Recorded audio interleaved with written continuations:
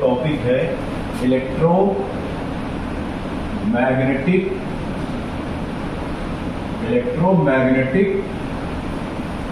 Induction.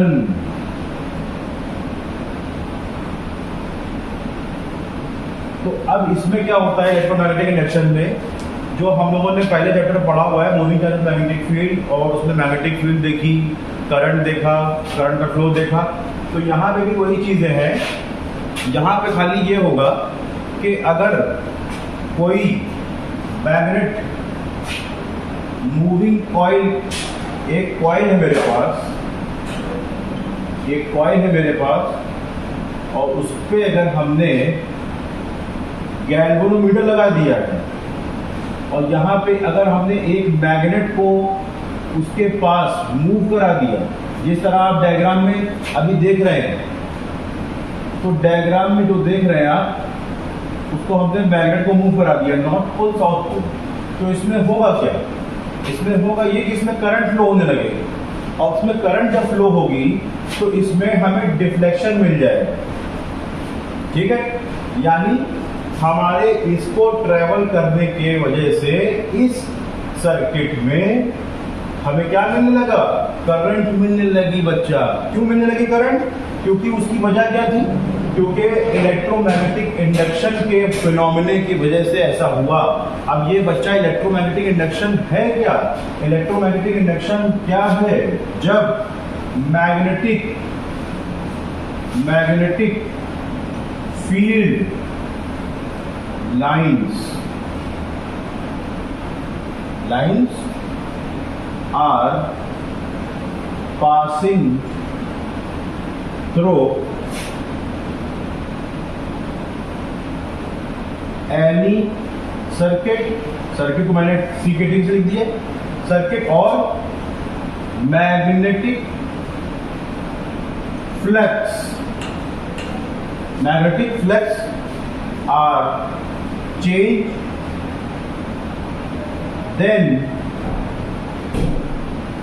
then in a circuit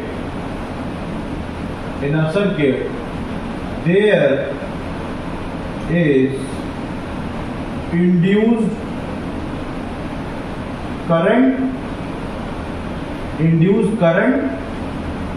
or induced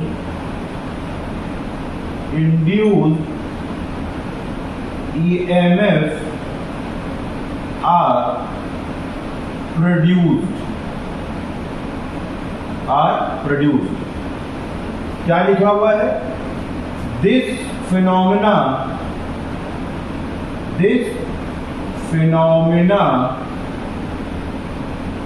are called EMI, यानी electromagnetic induction. क्या होगा? जब मैग्नेटिक फील्ड लाइंस किसी भी कंडक्टर से कहीं से भी पास होगी, तो क्या होगा? किसी भी सर्किट से पास होगी, और या मैग्नेटिक फ्लक्स चेंज होगा, तो सर्किट के अंदर इंड्यूस करंट और इंड्यूस EMF प्रोड्यूस हो जाएगा, और यही कहलाता है इलेक्ट्रोमैग्नेटिक इंडक्शन। देखिए, जो आपने पिछले चैप्टर में पढ़ा था, अगर किसी भी सरफेस से magnetic lines of force pass होकर जाएगी, तो उस सरफेस पे जितनी magnetic lines of force linked हैं, हम कहेंगे ये उसका मैग्नेटिक फ्लक्स है, और उसको हमने कहा था phi equals to B dot A. क्या कहा था? अगर कोई एक हमारे पास मेरे पास कंडक्टर है, उसमें से हम बहुत सारी फील्ड लाइंस पास करा रहे हैं बी, तो हमने क्या देखा था? इसमें जितनी लाइंस ऑफ फोर्स पास होके गई और जितनी लाइंस ऑफ फोर्स इससे लिंक्ड है, इस एरिया से लिंक्ड है, इस प्लेन से लिंक्ड है, हमने कहा था वही क्या है? फाई क्या है? Magnetic flux. तो अब यहां से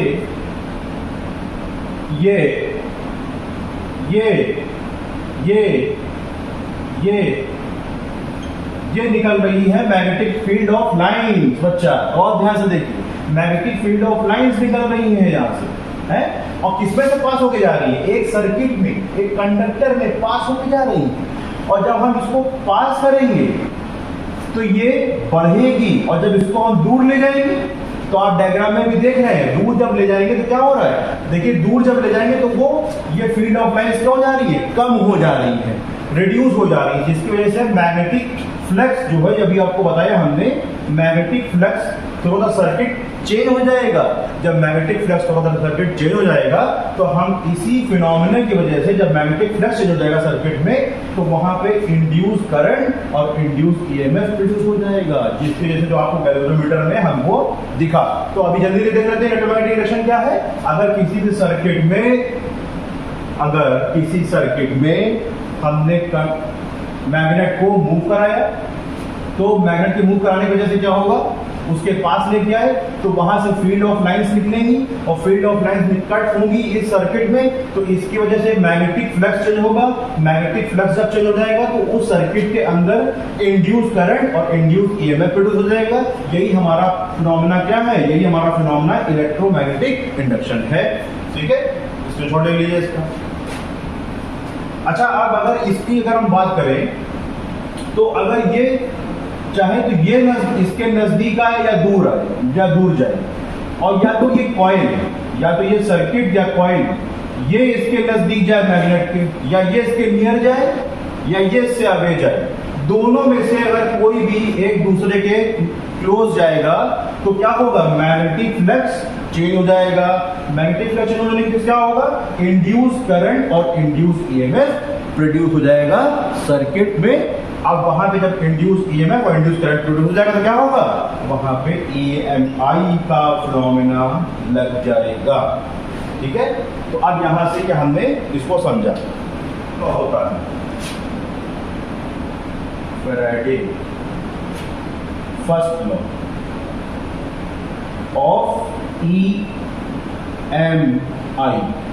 Faraday first law of electromagnetic induction. तो इसमें क्या होता है, आप देख रहे हैं जो आपके पास स्क्रीन शेयर की जा रही है, उसमें देखिए लिखा हुआ है क्या होगा, जब कभी भी मैग्नेटिक फ्लक्स किसी भी सर्किट में चेंज होगा, when a magnetic flux change through a circuit, then induced current and induced EMF are produced, which is directly proportional to negative rate of change of magnetic flux, यानी d phi by dt। ठीक है, तो अब यहां से हमने इसको समझ लिया। ठीक है, तो अब ये हमारे पास पहला लॉ आ गया। दूसरा लॉ क्या कहता था, दूसरा लॉ मेरे पास लेंज लॉ है, दूसरा लॉ मेरे पास लेंज लॉ है ऑफ ईएमआई। अगर हम इसकी बात करें तो ये क्या कहलाता है, जो हमारा इंड्यूस हुआ है ईएमएफ और जो हमारा इंड्यूस हुआ है करंट, वो अपने ही मैग्नेटिक फ्लक्स जिसने उसको प्रोड्यूस किया है उसी का अपोज करेगा, यानी जिसने उसको जना है, जिसने उसको प्रोड्यूस किया है उसी का अपोज करेगा। भैया देखिए, करंट किससे इंड्यूस हुई है, मैग्नेटिक फ्लक्स चेंज होने की वजह से। ईएमएफ किससे इंड्यूस हुआ है, मैग्नेटिक फ्लक्स चेंज होने की वजह से। अब जो ये मैग्नेटिक फ्लक्स के इंड्यूस होने की वजह से, चेंज होने की वजह से ईएमएफ इंड्यूस हुआ है, करंट इंड्यूस हुआ है, तो डायरेक्शन ऑफ ईएमएफ और डायरेक्शन ऑफ करंट दोनों मैग्नेटिक फ्लक्स के चेंज होने का अपोज करेंगे। ये है लेंज लॉ जो आपके सामने है। ठीक है, तो ये दोनों इलेक्ट्रोमैग्नेटिक इंडक्शन और फैराडे का फर्स्ट लॉ और सेकंड लॉ ये मैंने आपको बताया। आपको कैसा लगा, आप लाइक करिए और चैनल को सब्सक्राइब करिए और वीडियो को बहुत शेयर करिए ताकि लोगों तक ये पहुंच जाए।